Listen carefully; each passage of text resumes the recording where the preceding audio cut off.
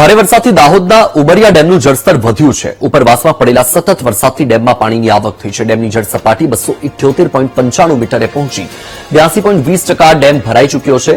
આગાહીને પગલે Umaria dam high alert પર છે। લીમખેડાની હડફ નદી પણ બે કાંઠે વહેતી થઈ।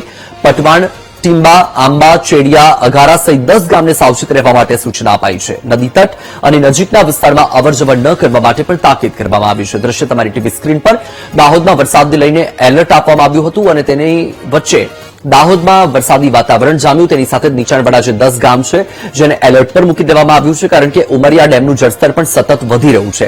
એક તરફ વરસાદી વાતાવરણ છે, બીજી તરફ ઉપરવાસમાં પણ વરસાદ છે, તેના કારણે ડેમના જળસ્તરમાં સતત વધારો થઈ રહ્યો છે। નદી તટ અને નજીકના વિસ્તારમાં લોકોને ન જવા માટેની પણ તાકીદ કરવામાં આવી રહી છે, કારણ કે વરસાદી વાતાવરણ બાદ લીમખેડાની જે હડફ નદી છે તે પણ હાલ બે કાંઠે વહી રહી છે।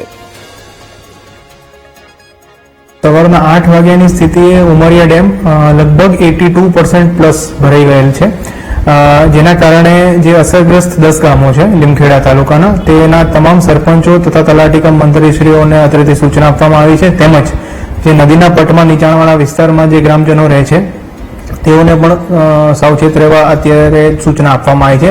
અને જો હજી વધુ સ્તર વધશે તો તેઓને સ્થળાંતરિત કરવાની કાર્યવાહી પણ તંત્ર દ્વારા કરવામાં આવશે। તેમજ તમામ લાઇન ડિપાર્ટમેન્ટ જેવા કે નાની સિંચાઈ, R&B, ફોરેસ્ટ, પોલીસ અને પંચાયત વિભાગ સાથે સંકલન કરી અને ઝીરો કેઝ્યુઅલ્ટી અપ્રોચ સાથે વહીવટી તંત્ર કામગીરી કરી રહ્યું છે।